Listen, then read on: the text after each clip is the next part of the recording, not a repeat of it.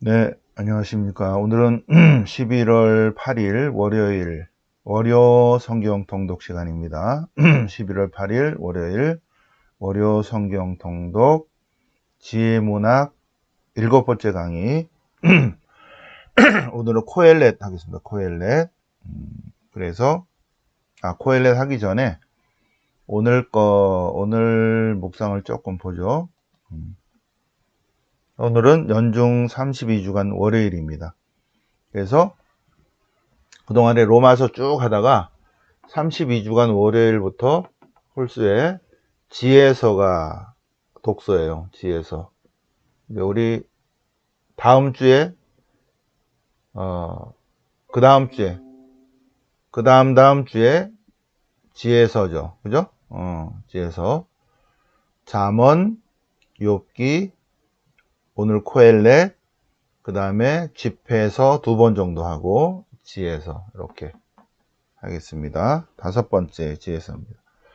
그래서 그래도 한 목요일이나 이렇게 좀 하도록 하고요. 지혜서 독서는 그때 보겠습니다. 오늘은 루카복음 17장, 16, 17장을 좀 보도록 하겠습니다. 루카복음 15장 전체는 이거라고 그랬죠? 예수님께서 하느님 말씀을 전하려고 갔을 때 세리와 죄인들이 모였어요. 세리와 죄인들이 예수님의 말씀을 들으려고 모였을 때 바리사의 율사들은 투덜거렸다. 투덜거리니까 아니 왜 투덜거립니까? 하나님 나라의 기쁜 소식을 전하는데 세리들과 죄인들은 이렇게 모이지 않습니까? 그래서 하나님이 기뻐합니다. 하나님이 기뻐하시니까 예수님도 그죠? 예수님도 기뻐하다고 얘기를 해주는 거죠. 그러면서 예수님께서 뭐라고 말씀하시냐면 바리사이들이여 율법학자들이여 이렇게 투덜거리지 말고 함께 기뻐합시다. 왜? 하나님이 기뻐하시니까. 그래도 투덜거려. 그래서 예수님께서 첫 번째 예화를 든 것이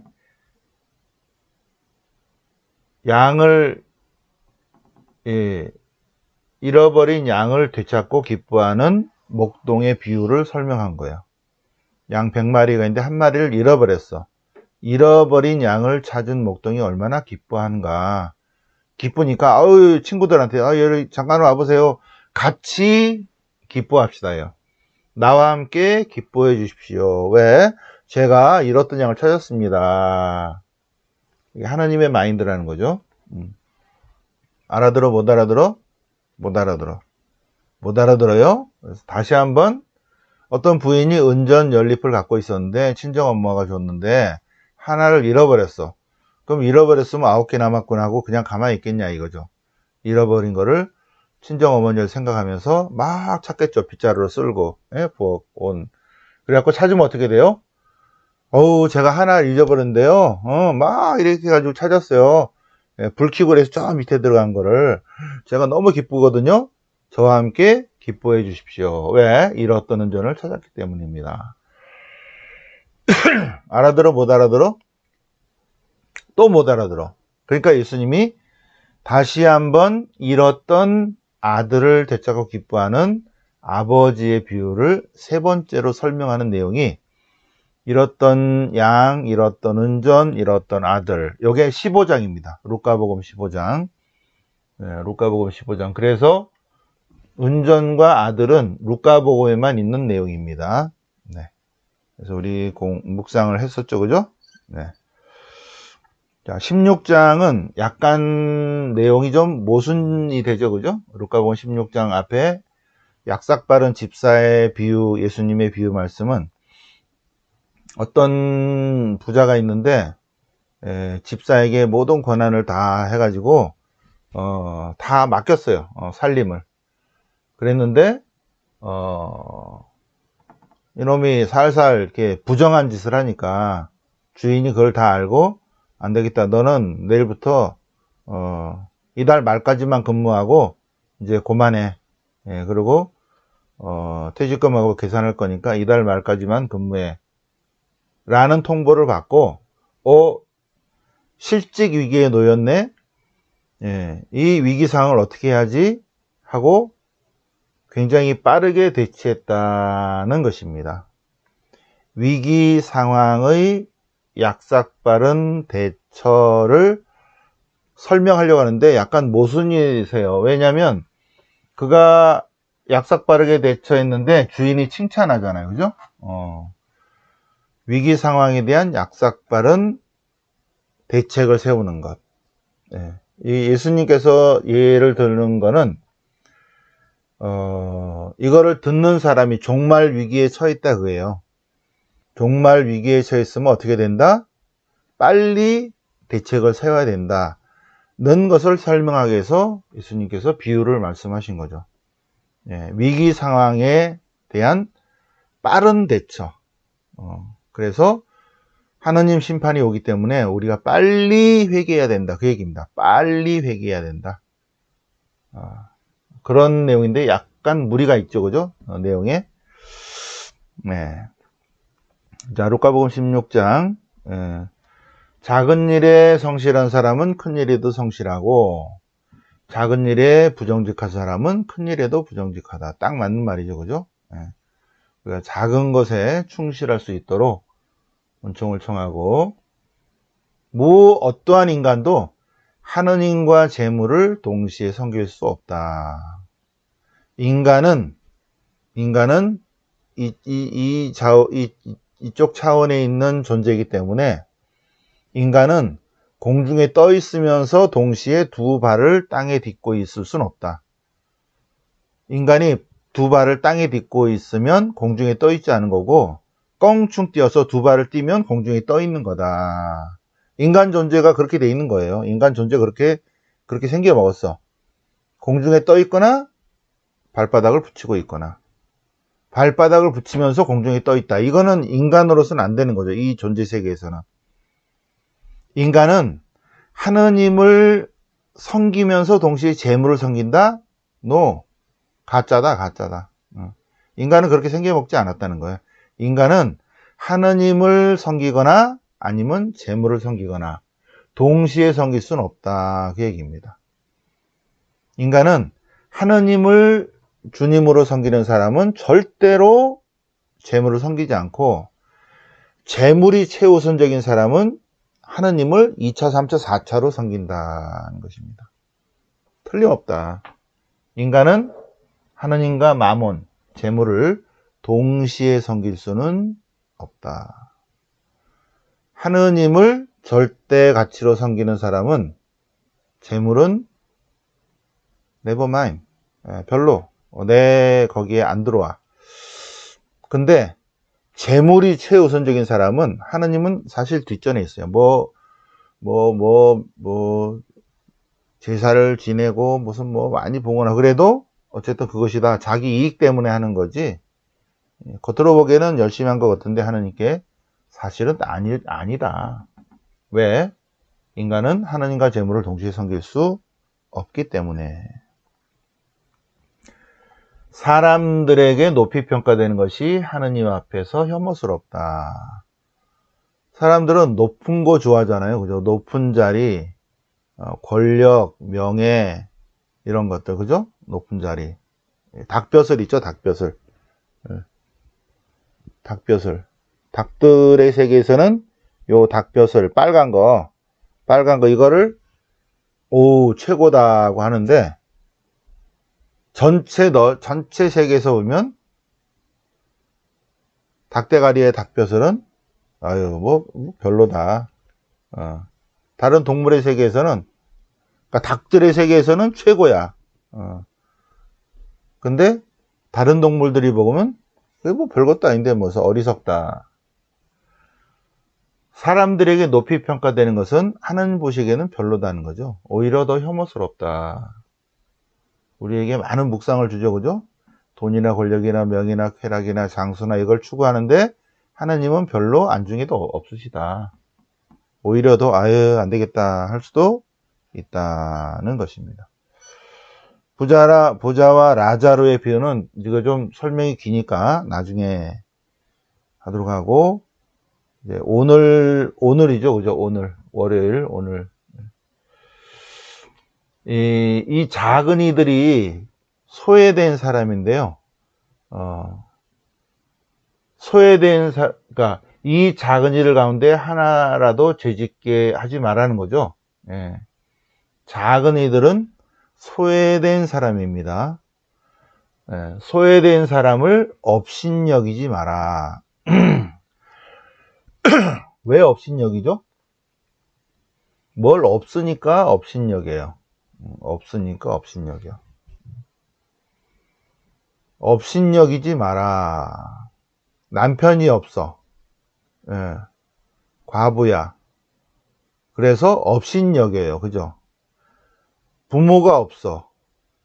그래서 고아야. 그래서 업신여김을 받아. 그래서 성경에 과부와 고아와 과부가 자주 나오잖아요. 고아와 과부는 업신여김을 당하는 사람의 상징입니다. 네. 돈이 없어. 무시당하죠. 그죠? 학력이 없어. 권력이 없어. 무시당한다. 왜? 없으니까. 업신여긴다. 업신여기서는 안 된다. 업신여기는 말을도 해서는 안 되죠. 그죠? 젊음이 없어. 젊음이 없다고 업신여길 수 있죠. 예. 저쪽, 이 서양에서는 얼굴이 하얀데, 하얀 게 없어. 검해. 그래서 업신여김을 당해. 그래서 어느 나라에서는 그걸 법으로 정했죠. 업신여기는 거를 말로도 하지 마라. 말로도 업신여기지 마라. 근데 우리는 너무나 쉽게 말을 해요. 어떤 나라에서는 야, 너 얼굴이 까맣네? 그러면 큰일 나죠. 큰일 나는 나라가 있습니다. 너 까맣구나? 그렇게 말을 해서는 안 된다는 거죠. 왜? 너 까맣다는 게 뭐죠? 업신여기는 말이다는 거죠. 근데 우리는 너무나 쉽게, 우리는 다 이제 요런 색깔이니까는 뭐 까맣다 하얗다고 말 안 하지만, 예, 말을 그렇게 하는 사람이 있어요. 어휴, 많이 늙었네. 얼굴이 늙었네. 쪼글쪼글하네. 근데 절대 그런 말을 해서는 안 되는 것입니다. 원래가. 그게 예의에 어긋나는 거죠. 뭐 늙었다. 뭐 또 살쪘다도 마찬가지예요. 뚱뚱하다는 것도 홀쭉하지 못하다는 건데 그것도 업신여기는 거예요. 얼굴이 까맣다. 뚱뚱하다. 그냥 뭐 건강해 보인다. 이렇게 말할 수는 있을 수 있지만 너 왜 뚱뚱하냐? 너 왜 살이 붙었냐? 절대 이런 말 하는 게 예의가 아니라는 거죠. 그래서 우리들끼리도 되게 나는 그냥 한 말인데 보이는 대로 한 말인데 근데 사실은 업신여기는 거예요. 없는 사람을 업신여기는 거라니까. 없는 사람을 업신여기는 게 뭐가 없어? 젊음이 없어. 어휴 많이 늙으셨네요. 그래서 안 된다는 거야. 어휴 왜 이렇게 살쪘어? 왜 배 나왔어? 왜 뚱뚱해? 절대 그래서 그게 업신여기는 거야. 그냥 보고서 조금 풍요로우셨습니다. 마음속으로 그것도 좀 세월이 흘렀습니다. 마음속으로 해야지. 아이고 너 왜 이렇게 흰머리가 많냐? 이거 늙었냐? 야 너 오랜만에 보니까 뭐 뚱뚱해지고 배 나오고 뭐 절대 그런 말에서는 아니 되옵니다. 업신여기지 마라. 요걸 이제 다시 풀이하는 거예요. 가난한 사람, 소외된 사람을 업신여기서는 안 된다. 그 다음에 형제가 죄를 지으면 여기서는 이제 7번인데 마태복음에서는 무한 용서에 관한 1만 달란트 비유로 설명하죠. 그죠? 잘못을 뉘우치고 회개합니다 하면은 용서해라. 다른 복음에서는 그냥 77번 무한정 용서해라 그러는데 이 루카복음에서는 그냥 용서하는 게 아니라 잘못했다고 말하면 용서해 주라는 거예요. 여기는 조금 루카복음사가 좀 걱정돼 갖고 그냥 무조건 다 용서해 주는 게 아니라 잘못한 놈이 와서 잘못했습니다 하면 용서해 주라는 거예요. 잘못했습니다예요. 잘못했습니다 하면 용서해 주라. 그런 걸로 약간 복음마다 약간 다르죠, 그죠? 예. 이게 돌무화과 나무로 뽑혀서 바다에 숨겨져라 그래서 되는 믿음은 겨자씨 하늘 만한 믿음은 아니죠, 그죠? 엄청난 믿음이죠, 엄청난 믿음. 오늘 여기까지 좀 보고요. 조금 더 풍요롭게 우리가 수요일 날, 목요일 날 한번 하겠습니다. 새벽 5시에. 예. 내일은 또 독서와 복음이 다른 거니까 다르게 하고요. 오늘은 여기까지 하고 그 다음에 코엘렛 주해를 보겠습니다. 예. 7번째 강의는 코엘렛 주해 보겠습니다. 성경 본문은 둘째 시간에 할게요. 자, 코엘렛이란 무엇인가? 에? 안 보인다고? 요거 그러면 근데 코엘렛을 하기 전에 코엘렛을 쓴 사람의 배경을 한번 보겠습니다. 예. 이 배경이 되게 중요한 거예요. 이게 왜 썼나? 코엘렛의 저자는 어떤 상황이었는가? 마치 우리가 일제시대 때 아무리 노력하려고 해도 이 권력자들, 전혀 다른 권력자들에게 눌려 있고, 그래서 하나도 행복하지 않고, 거기서, 그러면 우리 삶에 있어서 참된 행복이란 무엇인가? 라는 것을 기본적인 지혜문학과 다른 노선에서 얘기를 하고 있는 거 있죠. 그래서 코엘렛 상황을 잠시 보도록 하겠습니다. 그러면 여러분들은 성경 연대표를 쫙 보시는데 이미 다 외우셨어요, 그죠? 성경 연대표를 보시겠습니다. 네. 자, 그러면 코엘렛의 상황은 어떤 상황인가를 보겠습니다. 이렇게 보겠습니다. 네.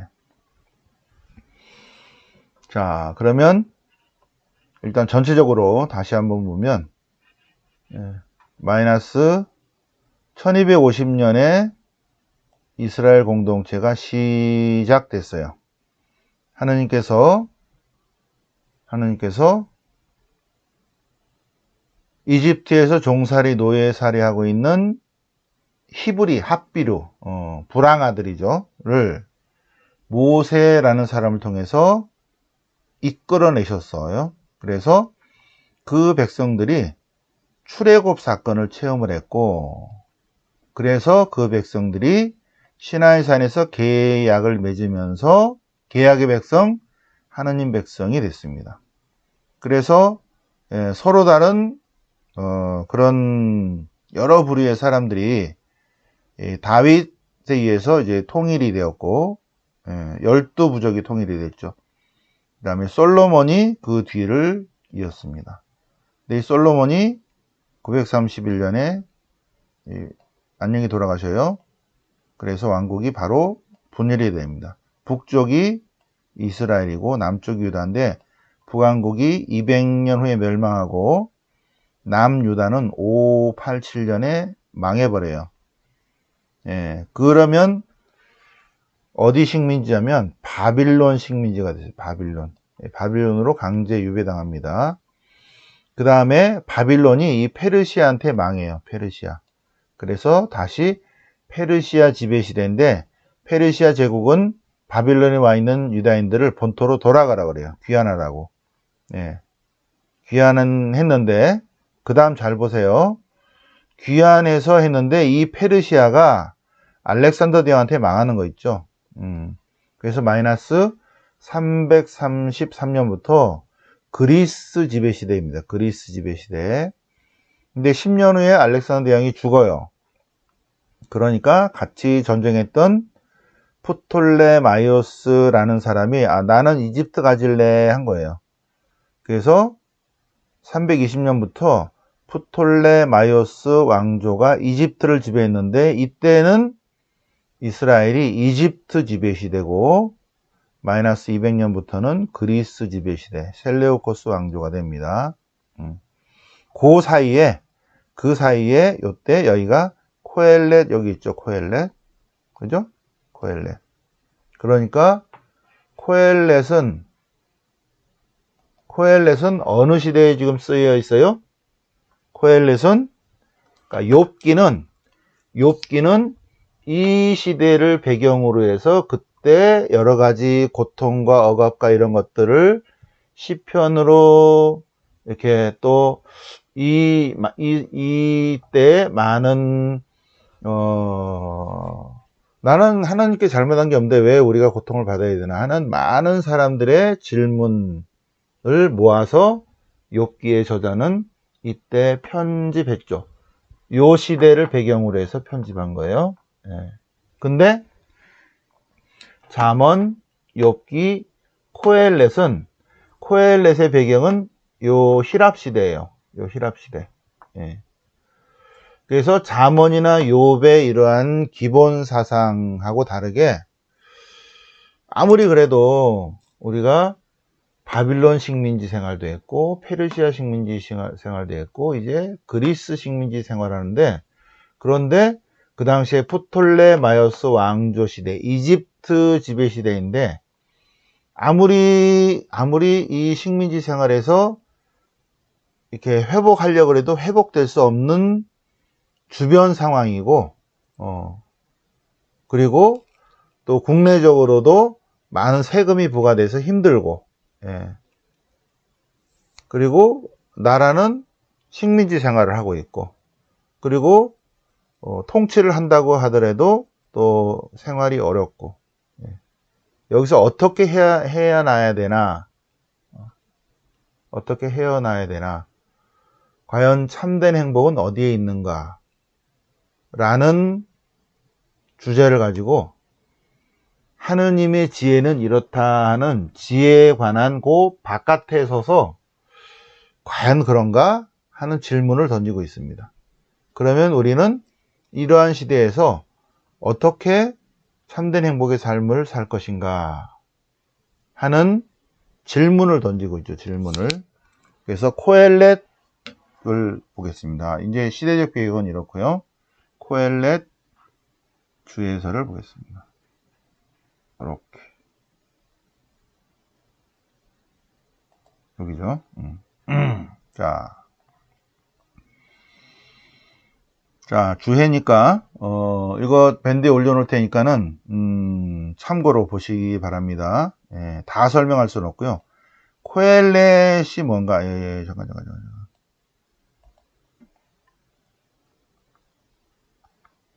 지우개 네, 됐어.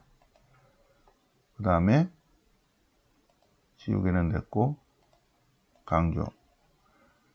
자 코엘렛이라는데 코엘렛은 1장 1절에 말하면 이스라엘 예루살렘의 임금 코엘렛 그랬는데 그건 좀 이상한 거고 코엘렛은 사람 이름이 아니라 이스라엘 임금 코엘렛 그랬는데 코엘렛은 사람 이름이 아니라 직책 또는 직무의 명칭이다. 그리고 이 코엘렛의 히브리어를 보면 후대의 작품이다. 후대의 작품. 그러니까 마이너스 300년쯤 되는 시대의 언어들이라는 거죠. 그리고 알렉산더 대왕 시대의 어떠한 표현도 나온다는 것입니다. 그리고 보면 집회서의 저자는 코엘렛을 알고 있는 거 있죠. 그러니까 집회서보다 먼저 쓰였다는 것입니다. 네. 자,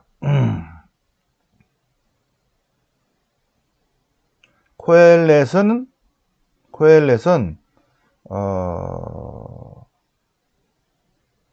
잠언과 비슷한 유형의 문학적 특징을 가지고 있고 코엘렛의 저자는 직업적 현인입니다.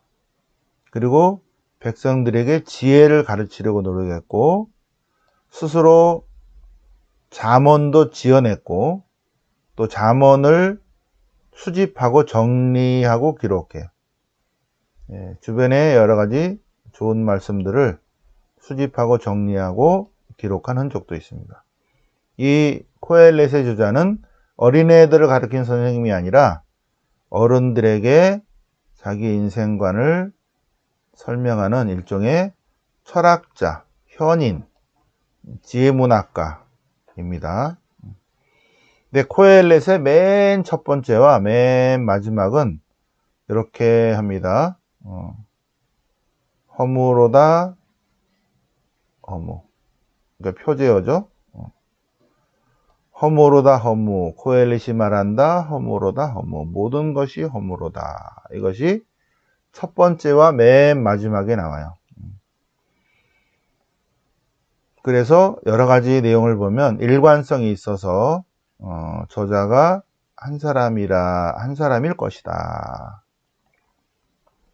그리고 맨 끝에 발문이라고 있는데 이거는 제자가 아마 덧붙였을 것이다.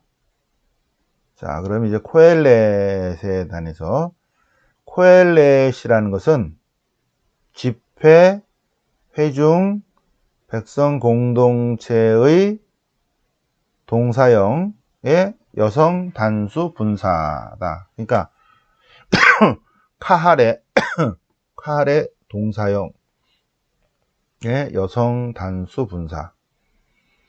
그러니까 카할의 분사 형태가 그렇게 하는 사람, 동사죠. 카할, 그렇게 하는 사람이 코엘렛이라는 거야. 카할이 코엘렛이 되는 거예요. 근데 카할이 어떤 뜻이냐면 집회, 회중, 공동체. 그러니까 코엘렛은 집회를 모으는 사람, 또 집회에서 뭐 하는 사람이에요.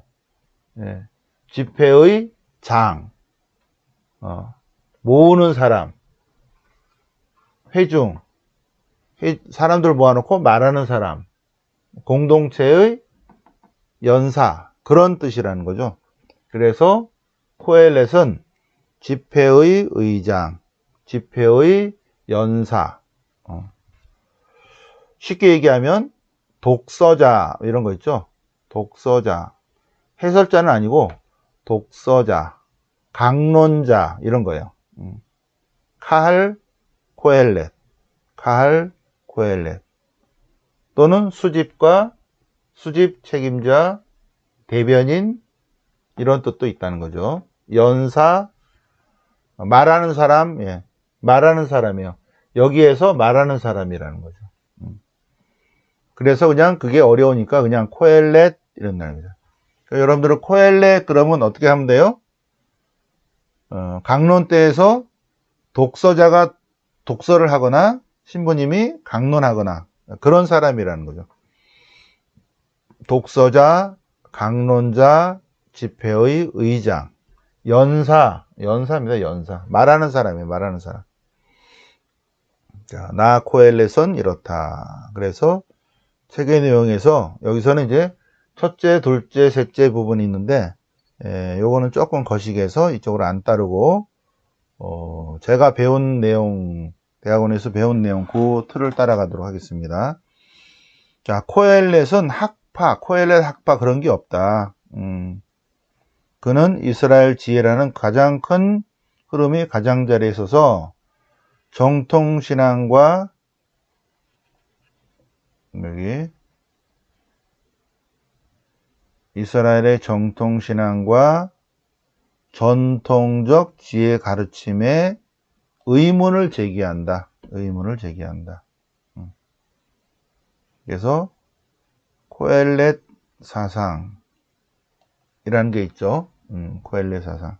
학파는 없는데 코엘렛의 흐름이 있습니다. 흐름. 그 흐름은 역사적 배경 안에서 이해를 해야 돼요. 아무리 노력을 하려고 해봐야 허무 아니냐 그 얘기예요. 그러면 이 허무를 가지고 다른 것들을 다 보는 거죠. 하나님을 뺀 나머지 상태에서 모든 것들은 다 허무다. 그 얘기입니다. 네. 그런데 그것이 이 그리스 철학적으로 얘기를 하고 있습니다. 그러니까 그리고 그 지배 시대는 이집트죠, 그죠? 이집트. 그래서 바빌론의 코엘렛, 길감시의 서사시와 유사하고 메소포타미아의 전승들하고도 연결되어 있다는 것입니다. 문학 양식은 잠언 양식이 기본이다. 잠언 양식이. 그래서 스승이 혼자 말하는 형식도 있고, 제자들에게 가르치는 어떤 것도 있고, 그래서 코엘렛이 되게 어려워요. 여러 것들을 다 생략해버렸기 때문에. 네. 스승이 제자들에게 그런 거 아니야? 하고 질문을 던지는 것도 있고, 뭐 혼자 중얼중얼거리는 형태도 있고, 예. 뭐 이럴 때, 이거는 이런 거 아니야? 답을 해봐. 예. 그리고 스승과 제자와의 대화 형식인데, 그걸 빼버리면, 그냥 쭉 글자대로 하면 읽는 사람이 아주 복잡하죠. 네. 그렇습니다. 그 이제 문학 형식, 양식이 그렇고, 코엘렛과 이스라엘 사상에서, 코엘렛은 시대적 배경 안에서 이스라엘의 주님을 강조하진 않아요. 다른 잠언이나 욥기는 이스라엘의 전통적인 하느님, 전통 신앙 안에서 그거를 해결하려고 했다면 코엘렛의 저자는 이스라엘의 야훼 하느님을 라는 단어는 딱 빼고 그냥 신입니다. God. 그런 식으로만 쭉 했는데, 그러니까 히랍 철학식으로 바라보면서 어떻게 할 수 없는 상황에 시대적인 거를 얘기를 하고 있어요.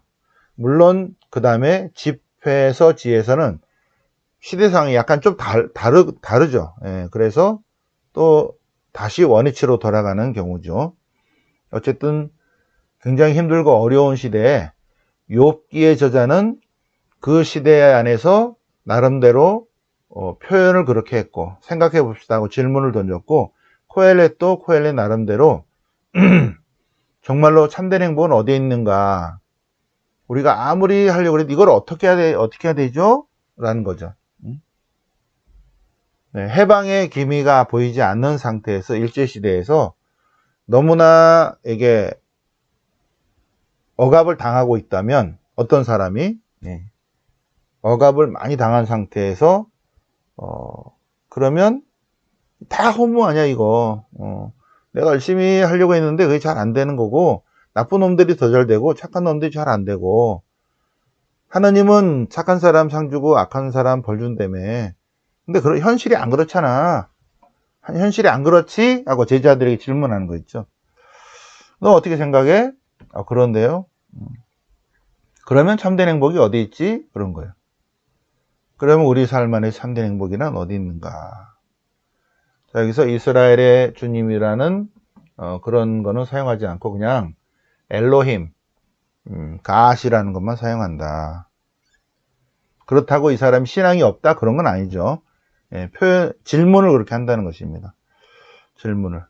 그래서 세상 모든 이루어진 상황을 인간적인 지혜와 이성으로만 한번 답을 해보라 하고 있는 것입니다. 답을 해보라. 그리고 코엘렛의 저자는 중간중간에 쭉 보면 이스라엘의 하나님에 대한 신앙은 있어요. 질문은 그렇게 하고 있죠. 그리고 상황 설명과 질문은 가스로 하고 있는데, 코엘렛의 하나님은 창조주의 하나님이고 세상을 아름답게 하고 사람을 올곧게 하고 우리가 그분을 경외해야 되고 그런 것들이 쭉 나옵니다. 그죠? 이따가 성경 본문을 보겠습니다. 네. 자, 그래서 현재 이루어진 바빌론 유배를 거치고 페르시아 시대를 거치고 그 다음에 그리스 히랍 사상이 들어와 있는 이 지배 상황에서 세상 사물을 바라보니 이 모든 것이 하느님이 말씀하신 그 뜻대로 되고 있지 않지 않은가, 이거를 어떻게 우리가 받아들여야 할 것인가, 이 문제를 어디서 해결해야 될 것인가, 참된 행복이란 어디에 있는가 하고 질문을 던지고 있어요. 예. 답은 어디에서 나와요? 답은 마태복음 5장에서 나오죠. 그죠? 근데 마태복음 5장이라고 살짝 설명하고 있습니다. 이 코엘렛의 저자도. 네. 자, 그러면 여기 예수님이 오심만이 그것으로 메울 수 있다. 그것을 메울 수 있다. 이렇게 이제 주에는 여기서 끝나고요. 그 다음에 이제 구조가 이렇게 있는데요. 구조. 구조는 첫 번째하고 끝에는, 첫 번째는 이제 이렇게 표제를 해놓고 발문은 제자가 썼는데 주제는 요거예요. 허무로다 허무, 코엘렛이 말한다, 허무로다 허무. 허무로다 허무, 코엘렛이 말한다, 허무로다 허무. 여기서 요 중간에 선생님이 주된 거를 제시하고 다시 한번 전개를 하면서 너네 한번 제자들이요, 한번 질문, 이게 내 질문에서 대답 좀 해봐. 이렇지. 그러면서 중간중간에 지혜문학이죠. 이게 지혜문학이니까 하느님을 경외해야 된다라는 것으로 쭉 가고 있어요. 중간중간에 다. 하느님을 경외하지 않으면 다 어떻게 된다? 나머지는 다 허무다. 허무. 그렇게 하지 않았을까라고 저는 보고, 한 10분 쉬었다가 10분 쉬고 다시 제 8강을 하겠습니다. 영광이 성부와 성자와 성령께 처음과 같이 이제 항상 영원히 아멘. 성부와 성자와 성령의 이름으로 아멘 해서